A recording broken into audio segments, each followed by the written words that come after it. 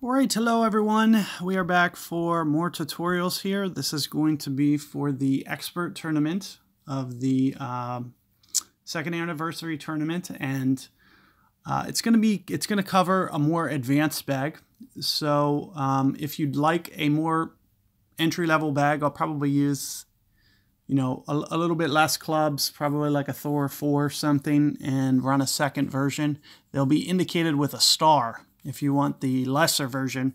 But I'm going to do kind of a little bit closer to our max out version too, just so you can kind of see, things that you'll be able to do in expert. But also keep in mind that I'm going to run a second set using lower level clubs for those who need that guide as well. Let me jump into the notebook app because I want to talk about this new wind tool real quick. Having trouble here grabbing the there it goes. And the first thing that I kind of want to go over is min, mid, and max. So you'll see a new elevation slider here. Min would be 0 and max would be 100%. So you're basically estimating the space in between min and max.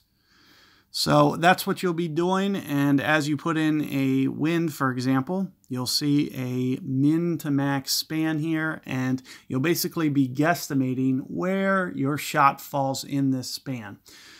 If you use the new wind direction model, you'll have to use this model and the slider together.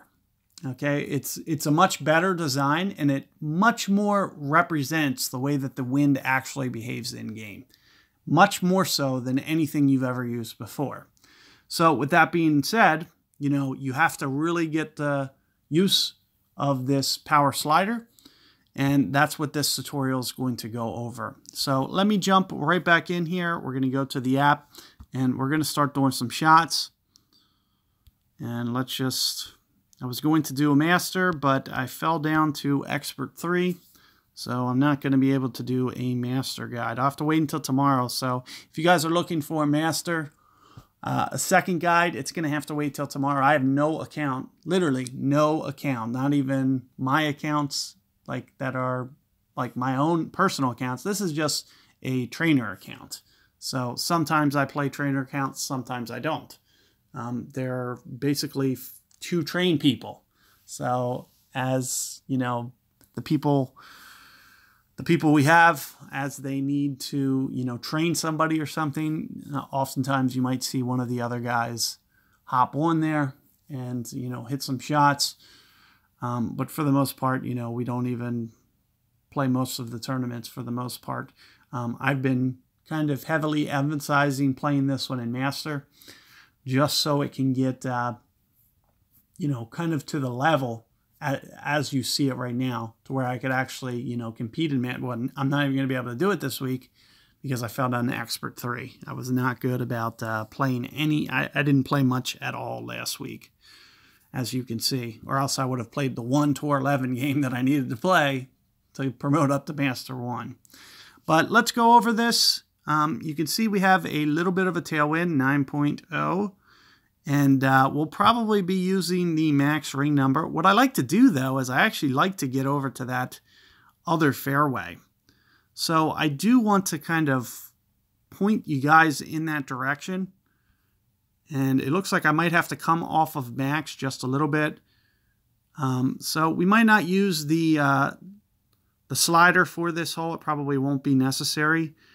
What I'm going to do is I'm going to play maybe about 7 rings to start, kind of right in here. And then I'm going to stack at least 1 bullseye on top of that and a couple more rings, maybe just around this pole, it looks like. And as I mentioned, I'm going to have to come off of the power. Otherwise, I'm going to probably launch over this fairway. So here you can see that it just kind of catches the edge, and I'm kind of shooting up here as far as I can just to kind of get myself in pitch range. So another thing that you can try to do is you can try to backspin it with some kind of precision or side spin and try to hold that fairway over there for a side wind pitch. But to be honest with you, I kind of feel just as likely that I can just kind of beat it down here as far as possible and take my chances with the pitch as well from the rough. So I feel they're about 50-50. either way. So with that being said, you'll probably see me do it two ways. You probably won't see me play towards the right-hand side with a wind like this, because it's just a little bit tougher to get up here towards the green and have it kind of where I want. So I do like that option that I just did. However, as I mentioned, you can also do kind of a side spin shot and just try to go for a little bit more precision, hold the fairway, and shoot with a thorn, hornet, or something similar as well. But you'll see that, I kind of split the difference. So I can get about halfway up in this, it puts me half as close to the hole, which will make me have to play, marginally less. And this is going to be roughly about quarter club. So one of the things that I can do is I can input this 7.7, and right about quarter club is going to be the min distance number.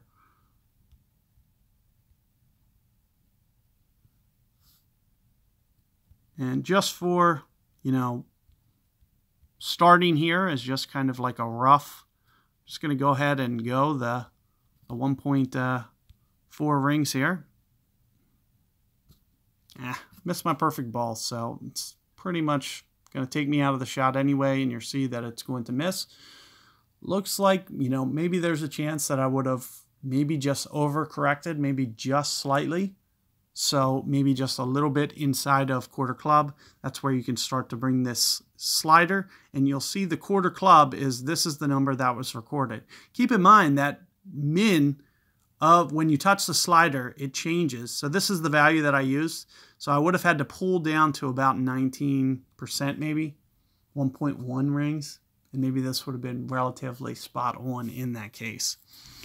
So when you do touch the slider, you'll see new min become 0. Why is that? It's because I can drag the club literally to my foot. So min is 0. So it needs to be reported as 0. If you ever need to reset it, just touch the power slider and you'll see that 25% to 1.4 is still reported. But just know that this is the value that's being reported at min club. It's basically quarter club. That's basically signified as min until you touch the slider. And then new min becomes 0 because once you touch the slider, you can pull it all the way down to 0% for the shots. So we wanted to give guys an accurate way to be able to measure those rings in the scale from 0 to 100%. So, new min needs to be changed for those calculations. Otherwise, if I wanted a 90% adjustment, if I used the old min value, which is the quarter club, I would be actually adjusting at 90 plus 25%, which would be, over 100%. It's going to give false positive rings. So that's why you see it report the way that it does. New min has to become 0, and it's actually going to help you use those 90, 80, 70, 60. All those other percentages are now going to be right because new min becomes 0.